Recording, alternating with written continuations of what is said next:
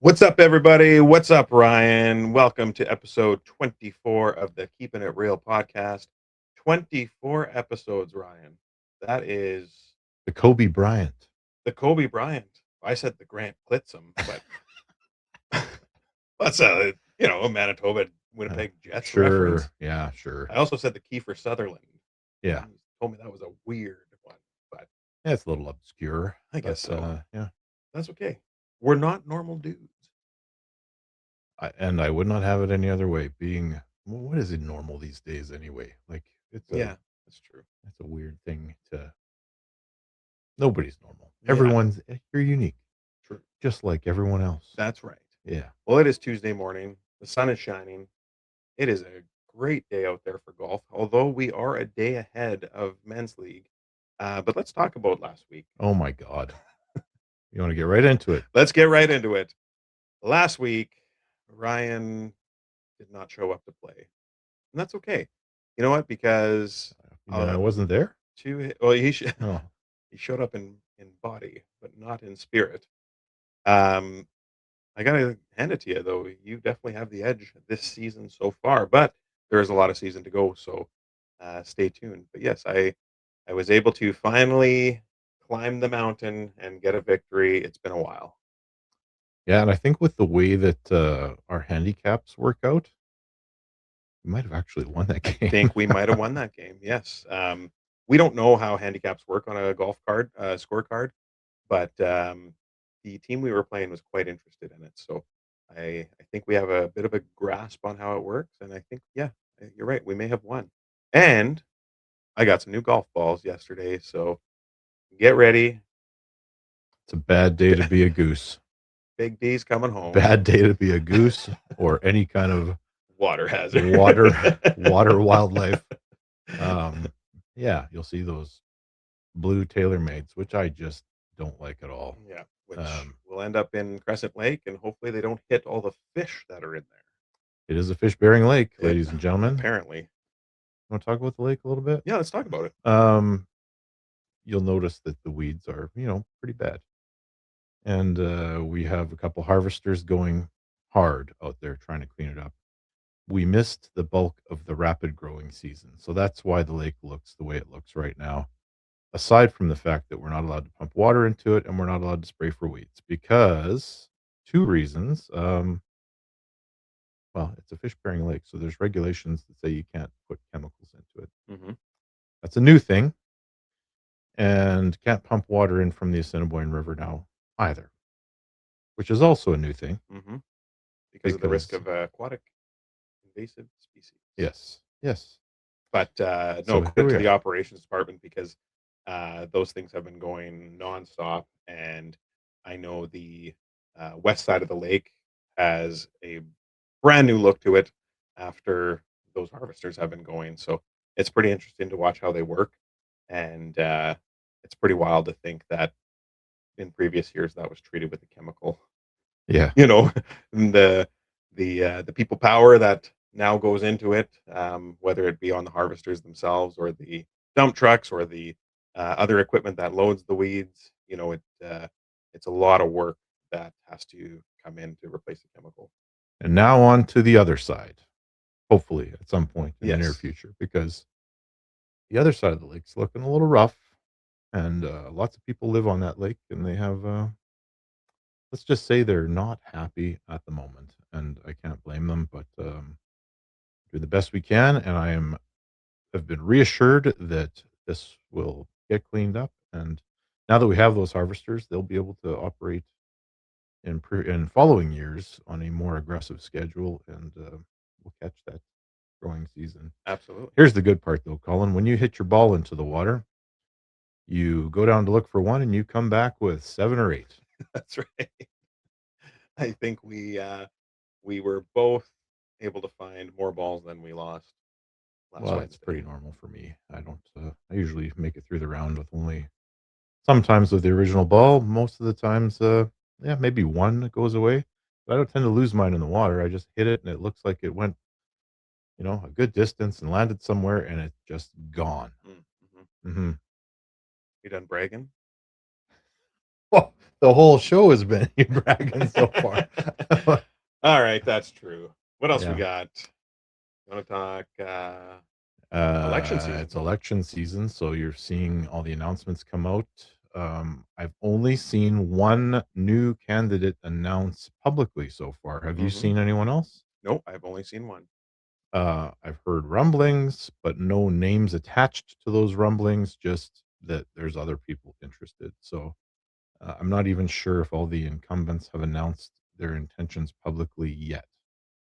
Not that I'm aware of, other than me, I saw Joe Farron is Farron. definitely announced, and Yeah. Joe is announced. I believe the mayor announced quite some time ago, Yep. and yeah, so we'll see what happens in the coming weeks. Absolutely. I am a little surprised that we have not seen signs popping up. Mm. That Uh, was me. I was the first one out 4 years ago. in I two jumped the gun a little in bit. 2010, I had mine up in June, Yeah. and that was probably a little bit against the rules. Nobody told me to take them down, but they went up.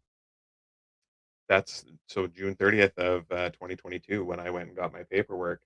I said, "So I can put my signs up now?" Yes.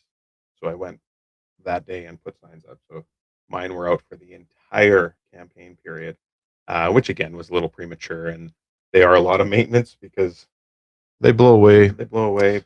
Kids have some fun with them. Yeah. Yeah, it happens. Yep. There's if you dredge that lake, you would probably find a historical account Decades. of past elections, both well, municipal, provincial, and federal, all somewhere in there. Hmm. Yeah, Hmm. and like I said in previous episodes, you're going to see a wide variety of my signs go back up. I think. Looking forward to it. Yeah, and I don't intend to make any new ones because I still have most of my re-elect ones from the previous. There you go. Yeah, so my campaign expenses will not be very high. There you go. Yeah. That being said, moving on. Moving on. You Can got I? some.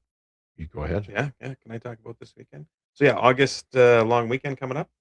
Saturday, August 1st, 11 a.m. at Offbees Riverside Campground. We are having our second annual cornhole tournament in support of Prairie Harbor Inc. So I was actually at the radio station this morning with Tara Hayes, who's the executive director of Prairie Harbor, and we just did a bit of a radio spot there to try to generate some interest for a few more teams, maybe some more sponsors, any businesses that want to donate some prizes. It goes a long way. So, yeah, like I said, Tara is the executive director of Prairie Harbor Inc., which is a shelter for women and children fleeing domestic violence. So, it's a great cause, and we are very happy to team up with them again this year through the Portage Cornhole Club. And if you have any interest whatsoever in ever trying cornhole, this is the tournament for you because it is a very, let's say, relaxed tournament. It's kind of more of a backwoods campground tournament than a structured tournament. Obviously, we have some structure to the bracket, etc. But we have multiple divisions, so anybody has a chance to leave with some prize money in their pocket. So if you want to give it a try, just check us out. We have a Facebook page, Portage Cornhole Club. Done. No more cornhole. So even when even when you brought those boards over to my event a couple weeks ago, you were meticulous in measuring and making sure everything was Oh yeah, to the regulation requirements of the International Cornhole Association. that's for my own benefit because if they're 6 inches further away or 6 inches too close, it throws my whole game off. Mm, yeah. And I am the reigning champion from last year. Me and my partner Derek Wickham, are the reigning champions. And there is a set of trophy boards that Derek has made with our Cornhole Club logo on it and the previous winners engraved into it. And I would like to see my name on there back to back. Now, do they get to travel around? Like you give those boards to the people and they keep them for the year, They that kind of stick thing? with the winner, and it comes back. Hopefully, the winners, whoever that may be, take good care of them, and they'll come back the following year. Well, you don't have to worry about me entering because I'm off to an event in Sioux Lookout this weekend. Mm. Yeah. you just went over the world events calendar and found something that you could sign up for that Yeah, didn't take you to Ofties, so I wouldn't have the opportunity to embarrass you on the cornhole that course. sounds pretty Yeah. accurate. Yeah, yeah. I'm sure I could have come up with something else like washing my hair that day or, Washing it's laundry day. laundry day. Can't make it. But I will jump into one of those events at some point and maybe take the sport of cornhole more seriously in the future, but we'll see. You enjoyed it. You had fun with it. Yeah, yeah. I kept trying to win and, it wasn't happening, so No, I do like a challenge. that could have been the, old fashions, throwing your aim off a little bit. Yeah, there, you're making excuses for me. I Yeah, like it. that's okay. Yeah. I know you have talent. I know you have talent, and, you know, Go on. and I'm just gonna blame it on the booze, just for your sake. Okay, Yeah. yeah, well, that's yeah. This is one of those things that you can do in any level of, sobriety. Yeah. But doing it well, yeah, gotta be Mm, dialed in. mm, Just like the golf game. I do not even work out on the day of the golf game because that's how seriously I take that. mhm. Yeah. Yeah, Uh, you wanna talk real estate? You've been busy. sure, I have been busy. Go on then. Take it away, Colin. Let's hear what you got. I have, I've represented buyers or sellers in 7 different properties, that have sold in the last 2 weeks, and it's been great. I love it. I love being back into it. I remember once upon a time you were in the middle of closing a deal. I can't remember if I was just in the vehicle with you or we were golfing, and you're just like, "Colin, I effing love this job," because there's a lot of excitement to it. There's a lot of disappointment to it, especially when you end up, in a competing situation, and, yesterday, I ended up on the right end of a competing situation, so it was great for my buyers, and, yeah, I've had a lot of fun, but it's going to be a busy month because out of those 7 properties sold, all of the possessions take place before September 1st. So, it's gonna be rocking and rolling for the next month. That's excellent to hear, and I had one that was one of the more challenging, situations I've been in. So, house went up. It sat for a while with it had been previously listed. We put it up, more aggressive price, got an offer accepted. That offer was subject to the sale of another house. Mm, That property went up. Several offers came and went on that property that had to sell for the one at the end of the line to sell. I had another agent come along. We finally got an offer accepted. We went through a process of negotiation, amendments, and in order for that one to sell, house in Neepawa had to wow. sell. That agent was successful. However, there were some hiccups along the way, and part of those hiccups were, dealing with lenders and all the things that need to get signed off. So this particular one, an appraisal was ordered. The appraiser came 3 days before the financing deadline was there, and the appraisal took much longer than it needed to. So me and the one, two, three, four sets of clients that were involved with this were sitting there waiting, and the deadline was 5 p.m. on a Friday. And we watched the clock go past 5 p.m. and the lenders were unreachable.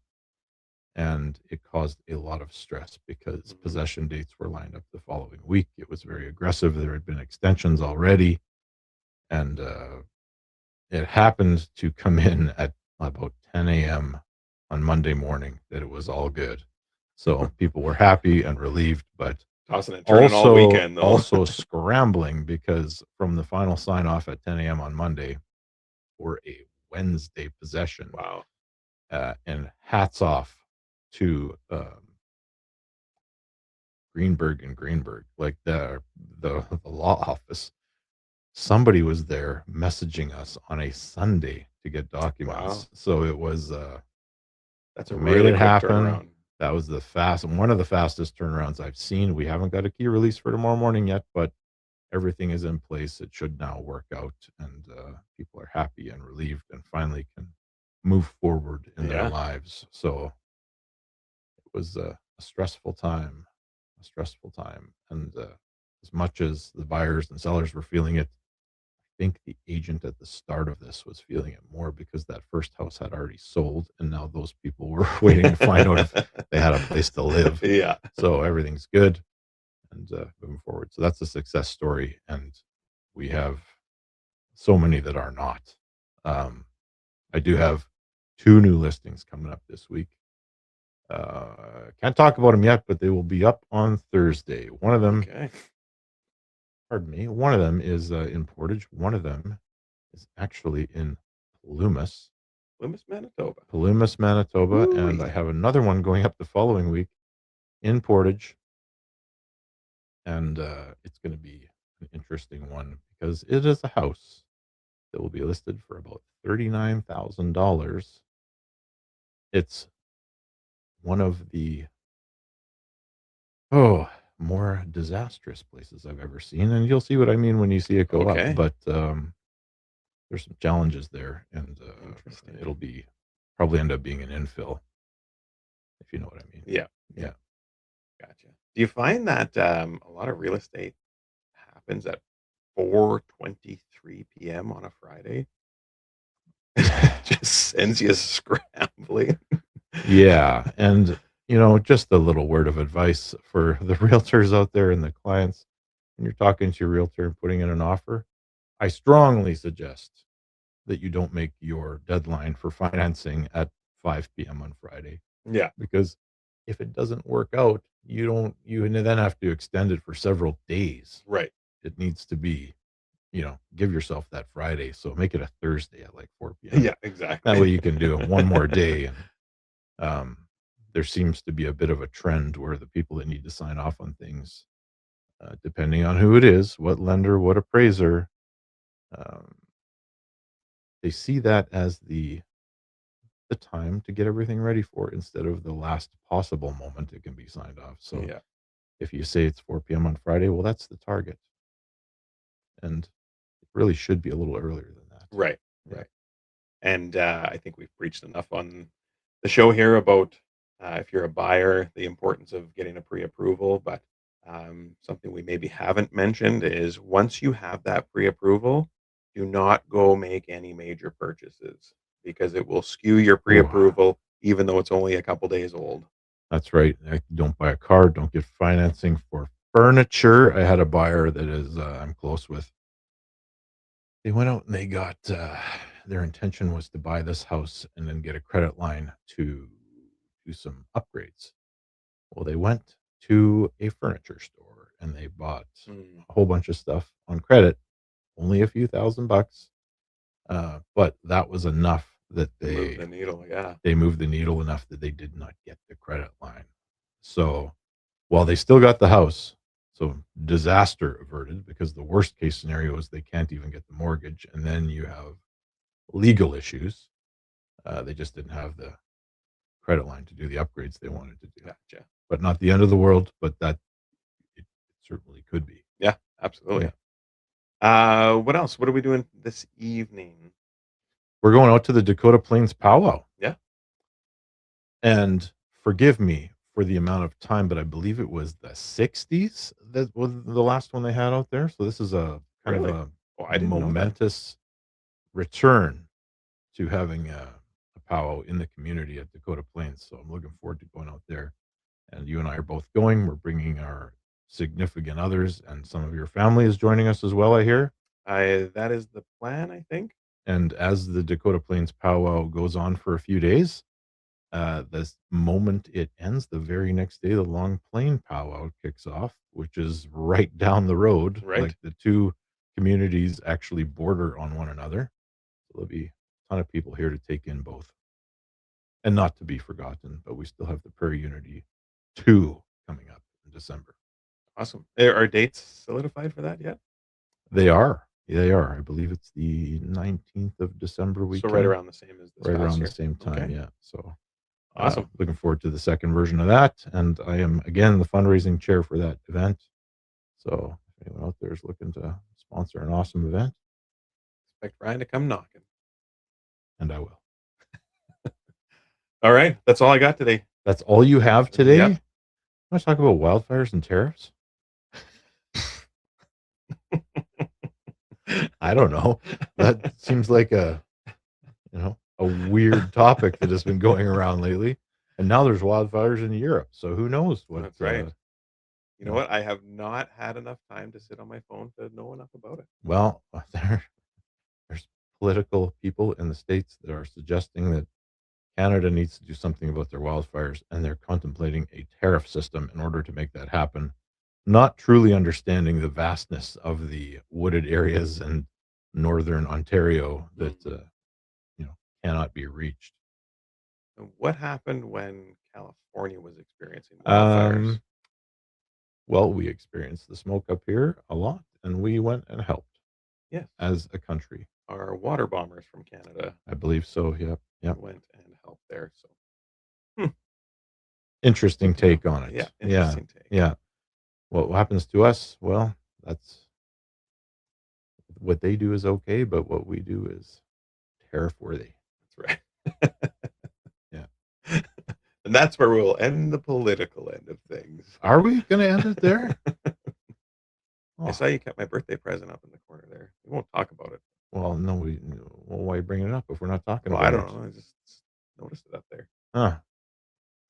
I talk arm wrestling for a minute. Oh, sure. I have been called out, and this is not a new thing, but I mean, young guy came up to Canada and beat one of the Canadian top guys, and he has now made a call out to me. So, I mean, I'm thinking about winding it up a little bit and just doing the Grandmasters division. But this guy, because I'm still ranked 5th in North America in the super heavyweight left arm, and he has now cracked the top 20, he's called me out. And I only suggested that if I were to take this match and do the necessary preparation, that it happen on the biggest stage, which is the East versus West promotion. And I said, if you can convince that promotion to put the match on, I will accept it. But that is probably the only way that I will take on a match of that magnitude at this point in my career. And you do not shy away from challenges. No, I do not. But it has to be the right platform. It's got to be the right platform. Yeah. And that would be a nice cap on the career, I think. Yeah. To be on that stage in that venue, and those events happen all over the world on pay-per-view. But yeah, I would entertain it if it were to happen at the East versus West promotion. It's like the big comeback. But if you do it, make sure your comeback is more Bruce Springsteen and less Vince Neil. Or David Lee Roth. Or David Lee Roth. Or Axl Rose. Or Axl Rose. Yeah. Not to be outdone by, or maybe a little bit of Rick Springfield. Yeah. That'd be a good one. Yeah. Jeez. Yeah. If you don't know what I'm talking about, go look up Rick Springfield today. Yeah. It's wild. It is. Guy like sat in a cryo chamber or something for the last 30 years. He must be on all the peptides. Yeah. Okay. What else you got, Colin? I got nothing else. Well, got a lot of setup to do this week in anticipation for the tournament. A lot of real estate to finish off the week as well. So busy week. Let me ask you a question. Yes. And I might be out of line just asking it, but what do you do for closing gifts for your clients? So that's a good question, because we talked about this yesterday, my wife and I, and it really depends on the client themselves, right? So for example, I am doing a possession on Friday. It was a fairly major sale for me, actually one of my the largest I've ever done. But my buyers came from a house fire situation. So I know that they have nothing to start with. So it's kind of wide open as to what you can get them, whether it's a small appliance or whatever the case might be. sometimes I go to gift cards. You know, if you get those established families that move from place to place and you really don't know, you don't wanna give them something that they're just gonna be like, "Oh, that's cool," throw it in a drawer and never use either, right? So sometimes I go gift cards. Um, I don't know, it just depends on the person. Yeah, I agree. There's no generic, catch-all for it. First-time home buyers generally, you know, or in your situation where they've lost everything, there's no wrong answer to that. Somebody's moving into a house that needs lots of renovations, gift cards to, a Rona, McMunn, Yeah. one of those, places where they will easily spend that.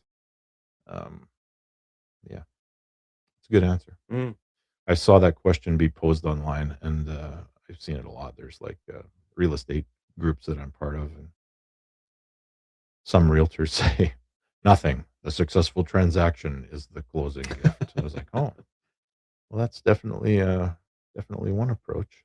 no, I Ironically, though, all the houses I bought before I was in the business, I never once got one. oh, really? Yeah, I have, yeah, no, not when me. I bought this house, so, no, I like to just it's my way of saying thank you for putting your trust in me. You know, it's a I mean, arguably the largest purchase you'll ever make in your life, right? And, um, they chose me to help them along the way, so it's kind of my thank you. Very well said. Put a bow on it? Yep. Alright, thank you for tuning in to episode 24 of the Keeping It Real podcast. Next week, episode 25. That's half of Ryan's age. Oh, Yeah. boy. Ah, jeez, gotta throw in a jab where I can get it. So, tune in next week, episode 25. It is the quarter episode. I got nothing. You're gonna Sorry. think I you're used gonna up have all my to creative. you're gonna have to use some thinking on this Yeah. one. Wah, This is wah. I'll be better next week. Thanks for tuning in. Till next time, keep it real.